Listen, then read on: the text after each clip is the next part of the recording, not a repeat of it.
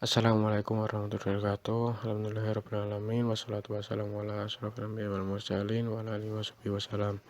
Sebelumnya, perkenalkan nama saya Dana Prianto. Saya akan mewakili dari kelompok 2 untuk presentasi terkait dengan unsur-unsur pendidikan. Namun sebelumnya, mohon maaf ya teman-teman, karena dalam slide ini, dalam materi ini, kami ada kesalahan ya, karena kami membawakan materi tentang unsur-unsur pendidikan formal, sedangkan yang harusnya kita bawa adalah unsur-unsur pendidikan dari pendidikan non formal seperti itu, atau pendidikan luar sekolah. Nah, tapi mudah-mudahan ini nanti bisa kita jadikan sebagai komparasi atau perbandingan antara pendidikan formal dan juga pendidikan non formal. Nah, lanjut saja. Kami dari kelompok kedua akan membawakan tentang unsur-unsur pendidikan, dan yang pertama terkait dengan ini ya, terkait dengan tujuan pendidikan dan juga kurikulum. Nah, jadi tujuan pendidikan dan kurikulum ini, kalau misalkan kita lihat dalam pendidikan non formal itu, atau pendidikan formal maksud saya, itu bisa kita lihat di dalam Undang-Undang Nomor 20 Tahun 2003, di mana pendidikan formal di Indonesia itu dirancang untuk menciptakan atau mendidik generasi muda agar berakhlak mulia, berilmu, mandiri, kreatif, dan sebagainya ya. Nah, sedangkan dalam pendidikan non formal sebenarnya juga ada terkait dengan tujuan pendidikan non formal. Hanya saja undang-undang terkait dengan tujuan pendidikan non formal itu belum sepenuhnya untuk dibuat atau masih mengacu pada pendidikan formal seperti itu. Nah, kemudian kalau misalkan kita berbicara tentang tujuan pendidikan non formal atau pendidikan luar sekolah, sebenarnya bersama ya, itu untuk membuat peserta didik agar berilmu, mandiri, dan sebagainya. Hanya saja di sini pendidikan formal itu tidak berjenjang dan lebih fleksibel seperti itu.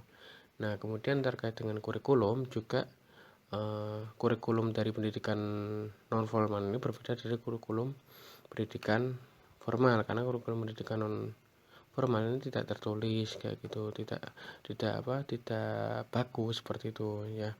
Tapi walaupun begitu, pendidikan non formal juga ini memiliki tahapan-tahapan ya, termasuk juga tujuan-tujuan pendidikan non formal yang akan dicapai seperti itu. Nah, lalu yang tertulis yang mana, maksudnya kurikulum itu untuk siapa seperti itu. Sebenarnya kurikulum ini juga untuk pendidikan luar sekolah, namun pendidikan formal itu lebih tepat untuk menggunakan kurikulum. Jadi kurikulum ini lebih spesifik kepada pendidikan formal kayak gitu. Sedangkan untuk pendidikan formal tidak begitu baku ya, atau tidak tertulis untuk kurikulumnya. Nah, mungkin demikian daripada presentasi yang poin pertama ini ya. Kemudian nanti lanjut kepada teman-teman yang lain ya, anggota kelompok 2 yang akan mempresentasikan seperti itu. Terima kasih. Baiklah, di sini saya akan menjelaskan tentang pengertian pendidik dan peserta didik. Pendidik, kata pendidik berasal dari didik, artinya memelihara, merawat, dan memberi latihan agar seseorang memiliki ilmu pengetahuan seperti yang diharapkan tentang sopan santun, akal budi, akhlak, dan sebagainya. Pendidik dapat pula berarti orang bertanggung jawab terhadap perkembangan dan kematangan aspek rohani dan jasmani anak. Pendidik sebagai orang yang bertanggung jawab membimbing anak untuk mencapai kedewasaan. Pendidik yang paling berperan penting yaitu orang tua dan kemudian guru. Orang tua sebagai pembimbing dalam lingkungan keluarga disebabkan karena secara alami anak-anak pada masa awal kehidupannya berada di tengah-tengah ayah dan ibunya. Kemudian selanjutnya yang memiliki peranan yang sangat penting yaitu guru setelah orang tua. Guru adalah suri tauladan kedua setelah orang tua. Guru sejatinya adalah seorang pribadi yang harus serba bisa dan serba tahu, serta mampu mentransferkan kebiasaan dan pengetahuan pada muridnya dengan cara yang sesuai dengan perkembangan dan potensi anak didik. Guru juga dapat diartikan sebagai sosok yang mempunyai kewenangan dan bertanggung jawab sepenuhnya di kelas atau di sekolah untuk mengembangkan segenap potensi peserta didik yang dimiliki sehingga mampu mandiri dan mengembangkan nilai kepribadian sesuai ajaran yang berlaku. Selanjutnya itu peserta didik. Peserta didik merupakan orang yang belum dewasa memiliki sejumlah potensi dasar atau fitrah yang perlu dikembangkan. Peserta didik adalah makhluk individu yang mempunyai kepribadian dengan ciri-ciri yang khas yang sesuai dengan pertumbuhan dan perkembangannya.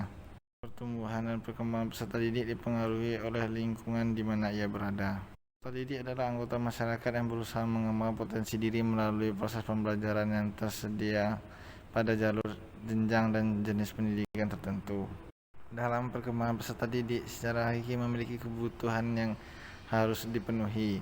Kebutuhan peserta didik tumbuh dan berkembang mencapai kematangan fisik dan psikis. Kebutuhan yang harus dipenuhi oleh pendidik diantaranya kebutuhan jasmani, kebutuhan sosial, dan kebutuhan intelektual. Baik, selanjutnya saya akan menjelaskan materi mengenai keterkaitan antara interaksi edukatif dengan manajemen pendidikan luar sekolah. Nah, sebelumnya perlu kita ketahui terlebih dahulu pengertian dari interaksi edukatif itu sendiri dan juga pengertian manajemen pendidikan luar sekolah. Nah, yang pertama yaitu pengertian interaksi edukatif. Interaksi edukatif merupakan komunikasi timbal balik antara satu pihak dengan pihak yang lain. Nah, sebuah interaksi dikatakan mengandung edukasi adalah apabila secara sadar mempunyai tujuan untuk mendidik dan mengarahkan anak didik menuju kedewasaannya. Dan yang berikut ialah pengertian manajemen pendidikan luar sekolah. Manajemen pendidikan luar sekolah merupakan pendidikan yang dirancang untuk mengajarkan warga untuk belajar agar mempunyai jenis keterampilan, pengetahuan, serta pengalaman yang didapatkan di luar jam pendidikan. Nah, adapun keterkaitan antara interaksi edukatif dan juga manajemen pendidikan luar sekolah, yaitu merupakan kegiatan timbal balik atau komunikasi timbal balik antara pendidik dan juga anak didik untuk mendapatkan suatu tujuan dalam pendidikan. Terus yang selanjutnya ialah apa saja program manajemen pendidikan luar sekolah. Nah, di sini menurut yang saya baca saya mengambil 2 contoh program manajemen pendidikan luar sekolah, yaitu yang pertama ada program pendidikan anak usia dini yang merupakan suatu pembinaan yang dilakukan kepada anak yang berusia 3-6 tahun dengan tujuan untuk membantu pertumbuhan dan perkembangan anak tersebut. Nah, program yang kedua ialah pengembangan budaya baca. Program ini bertujuan untuk mendorong berkembangnya minat dan budaya baca masyarakat melalui perluasan taman bacaan masyarakat. Baik, selanjutnya saya akan menjelaskan terkait dengan isi pendidikan. Pendidikan yang diselenggarakan dengan memberikan keteladanan, membangun kemampuan, dan mengembangkan kreativitas peserta didik dalam proses pembelajaran, yang mana tujuan akhir pendidikan adalah untuk menjadikan anak didik menjadi pribadi yang dewasa, yang berasusila, pribadi yang memiliki nilai-nilai kemanusiaan di dalam hidupnya. Jadi, isi pendidikan merupakan tindakan-tindakan yang membawa anak didik agar mengalami, menghayati nilai-nilai kemanusiaan sehingga anak didik membangun nilai-nilai kemanusiaan dalam kepribadiannya. Dalam kegiatan belajar mengajar, isi pendidikan luar sekolah dengan isi pendidikan formal atau pendidikan pada umumnya sama. Jadi yang dimana macam-macamnya seperti pendidikan kesenian atau seni, pendidikan intelektual, pendidikan moral atau kesusilaan, pendidikan religius atau agama, dan pendidikan jasmani. Seperti itu. Selanjutnya yaitu lingkungan pendidikan. Lingkungan adalah salah satu komponen yang penting dalam proses pelaksanaan pendidikan. Lingkungan yang kondusif, aman, nyaman tentu akan mendukung terselenggaranya tujuan pendidikan yang diharapkan oleh semua pihak, baik dari orang tua, guru, dan masyarakat. Sebagaimana yang dijelaskan oleh para pakar pendidikan, dalam berbagai literatur pendidikan. Dalam lingkungan pendidikan ada 3 jenis kategori. Yang pertama, lingkungan keluarga, yang kedua, lingkungan sekolah, dan yang ketiga, lingkungan masyarakat. Nah, demikian tadi ya presentasi dari kelompok 2 terkait dengan unsur-unsur pendidikan formal yang kita kaji secara secara komparasi dengan pendidikan non formal. Kurang lebihnya dari kami kelompok 2 ada yang salah dan keliru, kami mohon maaf yang sebesar-besarnya. Semoga yang sedikit tadi bisa menambah wawasan kita dan bisa menjadi catatan amal pahala kita dalam kehidupan kita, seperti itu. Silakan bagi teman-teman yang ingin bertanya, menyanggah atau menambahkan, boleh sekali ya, baik di lewat chat pribadi atau grup ya, atau di kolom komentar yang ada di bawah ini. Demikian presentasi dari kami ya.